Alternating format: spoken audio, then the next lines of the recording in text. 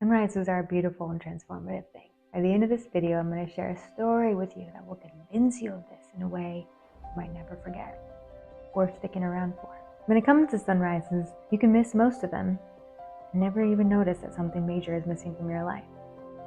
But as creatures who live in a solar system, maybe what happens when the sun rises is one of the things we should start paying more attention to in 2025. This isn't a story about me watching sunrises. It's about all of us. It's about remembering that no matter what is happening in the world or in our lives, the sun keeps rising. So can we. I'm curious, what does your current morning routine say about your connection to yourself and to the world? I'll be honest, mine was starting to say, what's the use in even trying? Once upon a time, I used to wake up early and do an hour of yoga and meditation, sometimes two, before my kids even began to stir. But this past year, I think I can count on one hand how many times that idea even entered my mind. Did I do it even once? No. I think many of us feel the weight of what's happening in the world. It's hard to know what's going on and who the good guys are anymore. I gave myself a sunrise challenge as a way to begin the new year with beauty, hope, and devotion. 3 things I really want more of in my life. And I think the sunrise is a pretty good way to begin to access it because the sunrise is a universal symbol of hope, renewal, and possibility. It reminds me that every single day, life can begin again. And I get to choose how I show up for it. But I didn't expect this to happen. Day 1 of the challenge did not disappoint. My husband and I visited one of my favorite spots here in Costa Brava. The views were breathtaking.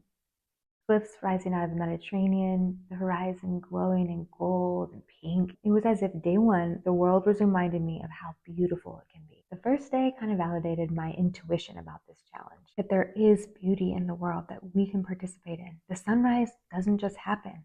It arrives every single day in a new way. And so can we, if we simply choose to show up. Not gonna lie, day 1 set the bar high. Would every morning feel and be this epically beautiful? Only time and showing up, no matter how tired I am, would tell. Day 2 of the sunrise challenge started with a cozy morning routine. 6:45 a.m. wake up, coffee in hand, and a little Spanish practice. Everything felt like it was going well. So well. Until it wasn't. My windshield was frozen solid.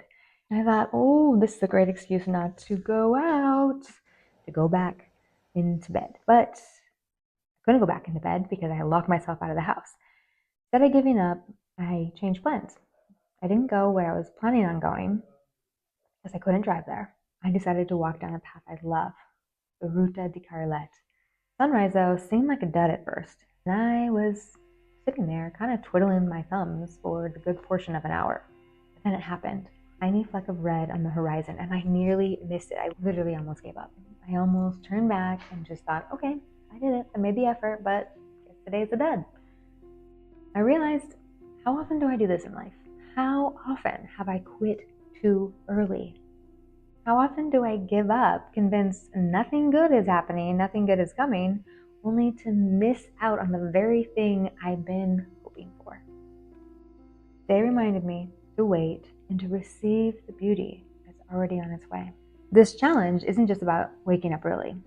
It's about showing up for myself, even when obstacles get in the way. So day 3 of the sunrise challenge felt different. I left my husband and Goldie behind, and that seemed fitting for a visit to a hermitage. There's something about solitude that makes you more attuned to the small details.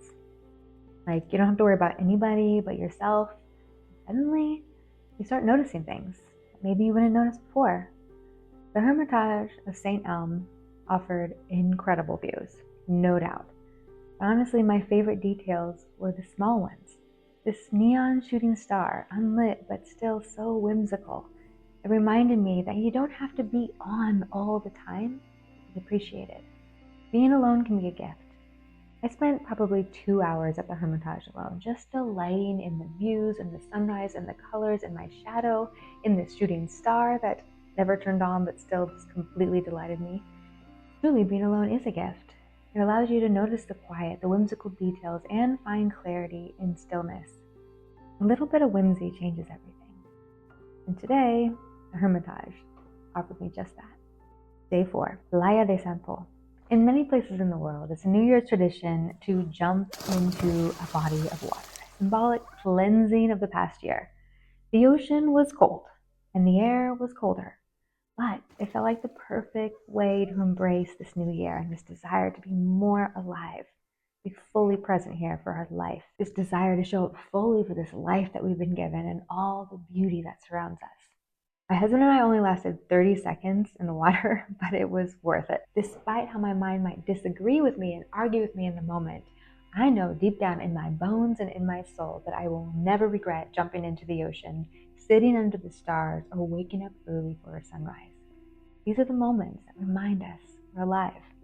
This morning was a reminder that life is just richer when we embrace a bit of discomfort. I'm all for pleasure and ease. Sometimes going outside my cozy, warm little comfort zone is exactly what my soul longs for. Day 5. I won't lie, I was tired this morning, but this challenge is motivating me, and there's only 2 days left. My husband and I decided to climb the summit of Castell to catch the sunrise from its peak. The path didn't exactly lead to the summit, so that meant we needed to forge our own way through brambles and dead trees. It wasn't easy, but the sunrise views, of course, did not disappoint. And I love the fact that we could walk here from our front door. This is kind of in our neighborhood. Day 6 was pure delight. And I think I might have discovered a hack to a happy marriage. What is it? Racking up as many moments of awe together as possible. Hear me out. You just can't be annoyed with someone while simultaneously be in awe of God's beauty. It just doesn't work. These two emotions occupy different parts of the brain. And when you're in awe, who has time to be annoyed? You just want to feel loved and connected. What role does awe play in your relationships? How does beauty transform how you see the people in your life, how you see yourself? I can't believe we're here at day 7. I told you at the beginning of this video that I promised to share a story that would convince you sunrises are transformative.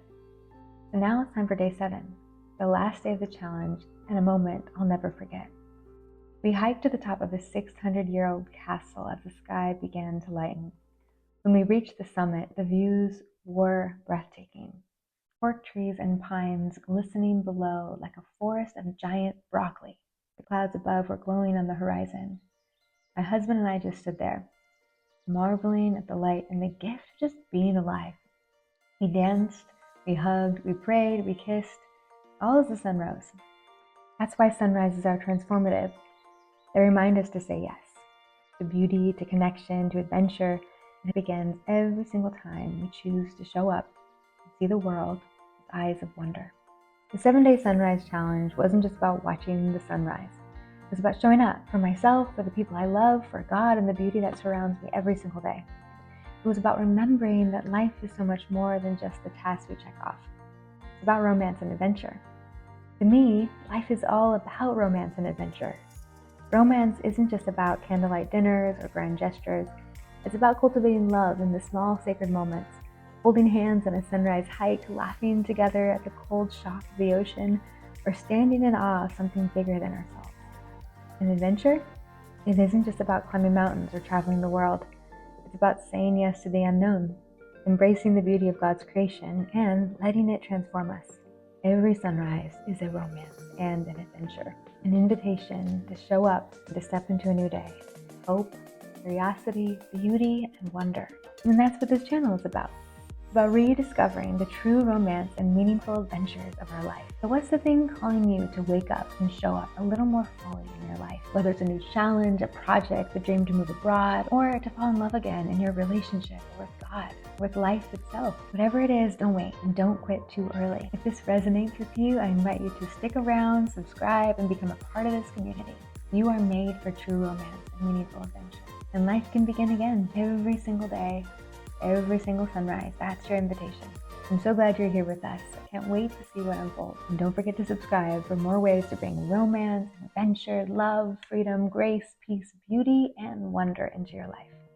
I'm Morgan Day Cecil. We are the Cecils, and I'll see you back here real soon.